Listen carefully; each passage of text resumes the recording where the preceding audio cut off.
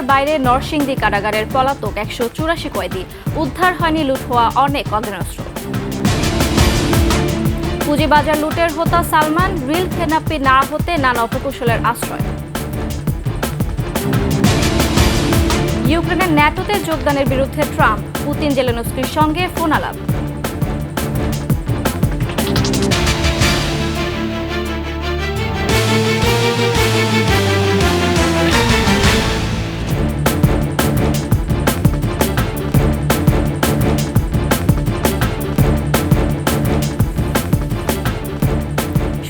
সংবাদ শিরোনাম। আমন্ত্রণ সকালের 21 সংবাদে, সাথে আছে আমি সুরেশ রাবন্তী। দর্শক, 21 টেলিভিশনের সংবাদ একসাথে সরাসরি দেখতে পাবেন আমাদের ফেসবুক পেজ www.facebook.com/2124 অনলাইনে। এছাড়া সাবস্ক্রাইব করতে পারেন www.youtube.com/@21etv চ্যানেলে। এখনও ধরাছোঁয়ার বাইরে নরসিংদী জেলা কারাগার থেকে পালিয়ে যাওয়া 184 কয়েদি, উদ্ধার হয়নি লুট হওয়া আগ্নেয়াস্ত্র সহ 6000-এরও বেশি গুলি। আতঙ্কে আছেন সাধারণ মানুষ। দ্রুত সময়ের মধ্যে পালিয়ে থাকা কয়েদিদের গ্রেপ্তার সহ অস্ত্র উদ্ধারের আশ্বাস পুলিশের। নরসিংদী প্রতিনিধি মাখন দাসের তথ্যচিত্রে ডেস্ক রিপোর্ট। হাসিনা বিরোধী ছাত্র জনতার বিক্ষোভের সময় 19 জুলাই নরসিংদী জেলা কারাগারে ভাঙচুর ও আগুন দেয়া হয়। এ সময় কারাগার থেকে পালিয়ে যায় 826 জন কয়েদি। লুট করা হয় 85টি আগ্নেয়াস্ত্র ও 7000-এর বেশি গোলা বারুদ। অন্তর্বর্তী সরকার ক্ষমতা গ্রহণের পর পলাতক বন্দীদের মধ্যে অনেকে আত্মসমর্পণ করে, গ্রেফতারও হয় বেশ কয়েকজন। তবু এখনও ধরাছোঁয়ার বাইরে রয়েছেন 184 জন কয়েদি। লুট হওয়া 56টি অস্ত্র উদ্ধার করা গেলেও এখনও উদ্ধার হয়নি 29টি আগ্নেয়াস্ত্র ও 5000-এর বেশি গুলি। লুট হওয়া অস্ত্র সহ কয়েদিরা বাইরে থাকায় আতঙ্ক বিরাজ করছে জনমনে। বিভিন্ন জায়গায় অস্ত্র হাত বদল করছে, এগুলি বিভিন্ন জায়গায় মার্ডার ফার্ডার যা কিছু হইতেছে, সিরিয়াল কিলিং এগুলো হইতেছে, অবশ্যই অস্ত্রের কারণেই হচ্ছে। অস্ত্র নিয়ে যে ধরনের গোলাগুলি হচ্ছে, মানুষ মারা যাচ্ছে। আমাদের একটা সন্দেহ যে ওই যে চুরি যাওয়া অস্ত্রগুলা বা লুট হওয়া অস্ত্রগুলা ওইগুলা দিয়ে এইগুলা করতেছে। এবং অন্যান্য আইনশৃঙ্খলা বাহিনীর সদস্যদেরকে, যৌথ বাহিনী আছে, সেনাবাহিনীর লোকজন আছে, তারা যদি সক্রিয় হয়, ভালোভাবে সক্রিয় হয়, তাহলে ইনশাল্লাহ বাকি এই আসামিদের গ্রেপ্তার হবে। দ্রুত পলাতকদের গ্রেফতারের আশা জেল সুপারের। আমরা তালিকাটা বের করার কাজ করছি। জেলা প্রশাসন, আমাদের জেলা দায়রা মহোদয় এটা নিয়ে তৎপর আছে। আর পুলিশ সুপার জানান, পলাতকদের গ্রেফতারের পাশাপাশি অস্ত্রের সন্ধান করছেন তারা।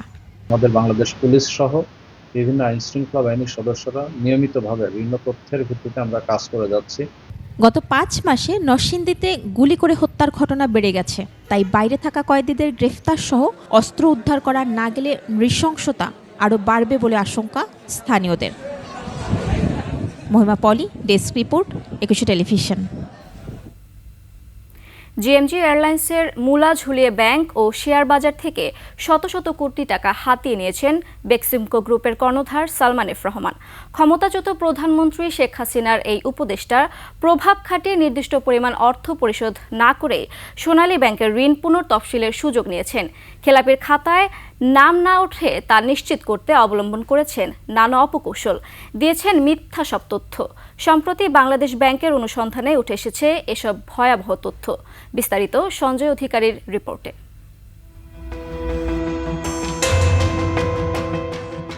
ব্যাংক থেকে ঋণ নিয়ে ফেরত না দেওয়ার যত অপকৌশল আছে তার সবগুলোই প্রয়োগ করেছেন সালমান এফ রহমান। খেলাফি ঋণ পুনঃতফসিল করার নতুন নিয়ম তৈরি করতে বাংলাদেশ ব্যাংককে বাধ্য করেছিলেন সাবেক প্রধানমন্ত্রী শেখ হাসিনার বেসরকারি শিল্প ও বিনিয়োগ উপদেষ্টা। জিএমজি এয়ারলাইন্সের ঋণ পরিশোধে ব্যর্থতার জন্য 2016 সালের আগস্টে সালমান ও তার ভাই সোহেলের সম্পত্তি নিলামে তোলার উদ্যোগ নিয়েও ব্যর্থ হয় সোনালী ব্যাংক। লোন নিয়ে এটা ফেরত দেবেন না, এই মানসিকতার মধ্যে যারা ব্যবসা বাণিজ্য করার চেষ্টা করেছেন তাদেরকে সুবিধা দেওয়ার জন্য পুরো সিস্টেমটাকে কিন্তু পরিবর্তন করা হয়েছে বা এটাকে কলুষিত করা হয়েছে। বাংলাদেশ ব্যাংক না, সবগুলো প্রতিষ্ঠানে কিন্তু অনেক রকমের ব্যর্থতা আছে। গত বছরের সেপ্টেম্বরে ব্যাংক পরিদর্শন বিভাগের অনুসন্ধানে উঠে আসে সোনালী ব্যাংকের জিএমজি এয়ারলাইন্সের ঋণ পুনঃতফসিলের জন্য ডাউন পেমেন্ট বাবদ 39,57,00,000 টাকা জমার কথা বলা হলেও জমাকৃত অর্থের পরিমাণ ছিল 31 কোটি টাকা। এক্ষেত্রে মিথ্যা তথ্য দিয়ে ঋণ পুনঃতফসিল হয়। এখানে কারা জড়িত তাদেরকে আইডেন্টিফাই করা উচিত। ওই সময় বা যারা যারা নিয়ন্ত্রক সংস্থা ছিল, যারা যারা আসলে দায়িত্বে ছিল, তারা এটা কিভাবে করলো এটা আসলে এখন একটা আলোচনায় এসছে এবং এই সুযোগটা এখন আমি মনে করি যেটা সুযোগটা ব্যবহার করা উচিত। সিআইবিতেও ঋণের তথ্য গোপন করেছে বেক্সিমকো। তৃতীয় পক্ষের দেয়া গ্যারান্টির তথ্য সিআইবি রিপোর্টে দেখানো বাধ্যতামূলক হলেও এক্ষেত্রে তার তোয়াক্কা করেননি সালমান এফ রহমান। জিএমজির ঋণটি শ্রেণীকরণযোগ্য হওয়া সত্ত্বেও অশ্রেণীকৃত হিসেবে দেখানো হয়েছে। এক্ষেত্রে 2024 সালের 4টি ত্রৈমাসিক কিস্তিতে 126 কোটি 4 লাখ টাকা পরিশোধের কথা থাকলেও সালমান মাত্র 12 কোটি 50 লাখ টাকা পরিশোধ করেছেন। সালমান রহমান যেসব করে যাচ্ছে সেটা মোটামুটিভাবে যেটাকে ওপেন সিক্রেট বলে সেই রকম ছিল। বাংলাদেশ ব্যাংকের যারা কর্মকর্তা ছিলেন তারা সালমান রহমানের কথায় নীতিমালা পরিবর্তন করেছে, তাদেরকে ঋণ খেলাপি যাতে না হয় সেজন্য রিশিডিউল করার সুযোগ দিয়েছে এবং ব্যাংকগুলোতে তাদের এক একটা বলা যায় যে এক একটা ঘাঁটি তৈরি হয়েছিল।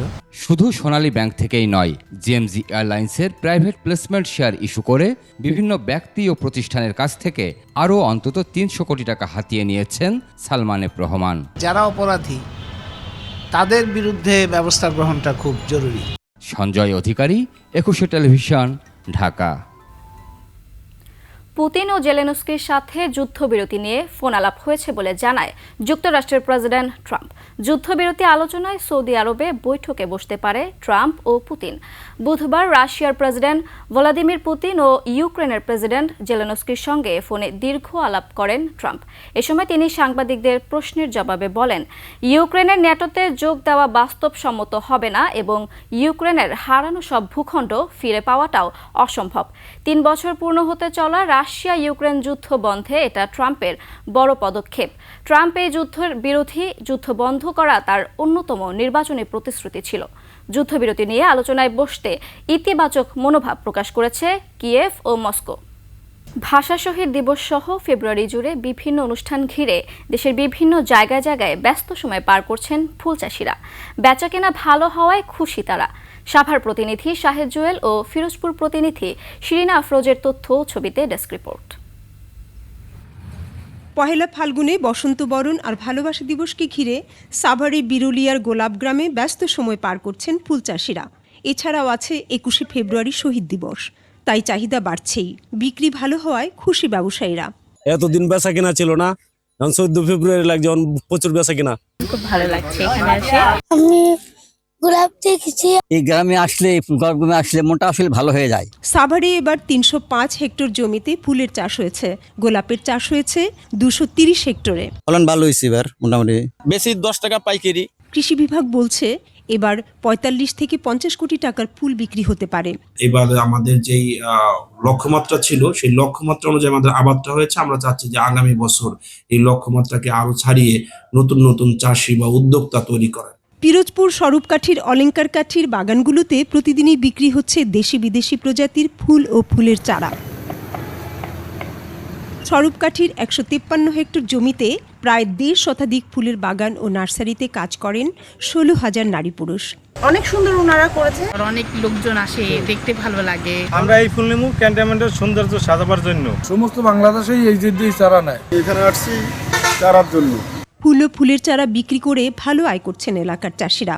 এই উদ্যোক্তাদের জন্য ক্ষুদ্র ঋণের ব্যবস্থা করা হয়েছে বলে জানান সংশ্লিষ্ট কর্তৃপক্ষ। যারা উদ্যোক্তা রয়েছেন আমাদের এই নার্সারিতে নতুন উদ্যোক্তা, তাদেরকে স্বল্প সুদে ক্ষুদ্র ঋণের ব্যবস্থা করে দিয়েছেন। বনশ্রী ডলি, ডেস্ক রিপোর্ট, 21শে টেলিভিশন। বিরুলিয়ার গোলাপ গ্রাম থেকে সাভার প্রতিনিধি শাহেদ জুয়েল আছেন আমাদের সঙ্গে। বসন্ত বরণ বিশ্ব ভালোবাসাকে কেন্দ্র করে ফুল বেচাকেনা নিয়ে বিস্তারিত জানাতে সরাসরি যোগ দিচ্ছেন তিনি। জুয়েল, ফুল বেচাকেনা সম্পর্কে বিস্তারিত জানাবেন আমাদেরকে। শ্রাবন্তী, মাঘের শেষ সকালে ফাগুনের হাওয়া যেন উকি দিচ্ছে এই গোলাপ গ্রামে। আমি আছি বিরুলিয়ার একটি গোলাপ গ্রামে, সেই সাথে বাজছে কিন্তু বসন্তের ডামাডোল। আগামীকাল পহেলা ফাল্গুন, সেই সাথে বিশ্ব ভালোবাসা দিবসও। এই দিনে সকলে ভালোবাসার প্রিয় মানুষটাকে খুশি রাখতে চায়, আর খুশি রাখার প্রথম উপাদানই হচ্ছে ফুল। যে ফুল এই বিরুলিয়া গ্রামের প্রত্যন্ত অঞ্চলে 305 হেক্টর জমিতে এই ফুলের চাষ এবার হয়েছে। আপনাদের আমি দেখাতে চাই যে এই ফুল বাগানে কিন্তু অনেক ফুলের সমাহার। সাদা গোলাপ, লাল গোলাপ, সব রকম ফুলই এখানে আছে। আপনাকে জানিয়ে রাখতে চাই, এবার সাভার উপজেলার 305 হেক্টর জমির ভিতর 230 হেক্টর জমিতেই কিন্তু ফুলের চাষ হয়েছে, যা এর সিংহভাগ এই গোলাপ গ্রামের। এখান থেকে ফুলের চাহিদা মেটাতে রাজধানী ঢাকা সহ সারা দেশে অধিকাংশ ফুলের যোগান দেওয়া হয়। মূলত গোলাপ, গাঁদা, গ্লাডিওলাস, জারবেরা সহ 8 থেকে 10 প্রকারের বিভিন্ন ধরনের ফুলের যোগান দেওয়া হয় এখান থেকে। তাই আগামীকাল বিশ্ব ভালোবাসা দিবসে ফুল প্রেমীদের ফুলের চাহিদা মেটাতে বিভিন্ন ফুল ব্যবসায়ীরা ও ফুল চাষিরা ফুল সংগ্রহে ব্যস্ত সময় পার করছে। হরেক রকমের ফুলের সৌরভে ও সৌন্দর্যে সবার মন ভালোবাসায় ভরে উঠুক, এমনটাই এখানকার ফুল চাষিদের চাওয়া। তারা চায় যে তাদের ফুলগুলো বিক্রি হোক এবং ভালো দাম পাক। এই ছিল আমার কাছে সর্বশেষ সাভারের বিরুলিয়া গোলাপ গ্রাম থেকে। জুয়েল, ধন্যবাদ আপনাকে। শেষ করছি সকালের 21 সংবাদ। যাবার আগে সংবাদ শিরোনামগুলো আরো একবার। এখনো ধরাছোঁয়ার বাইরে নরসিংদী কারাগারের পলাতক 184 কয়েদি, উদ্ধার হয়নি লুট হওয়া অনেক আগ্নেয়াস্ত্র। পুঁজিবাজার লুটের হোতা সালমান, ঋণ খেলাপি না হতে নানা অপকৌশলের আশ্রয়। ইউক্রেনের ন্যাটোতে যোগদানের বিরুদ্ধে ট্রাম্প, পুতিন জেলেনস্কির সঙ্গে ফোন আলাপ।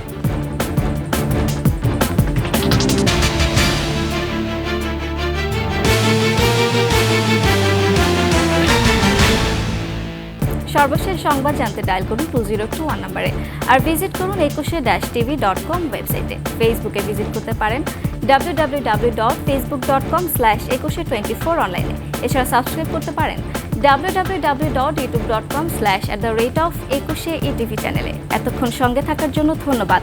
পরবর্তী সংবাদ সকাল 9টায় দেখার আমন্ত্রণ রইল। একুশের সাথেই থাকুন।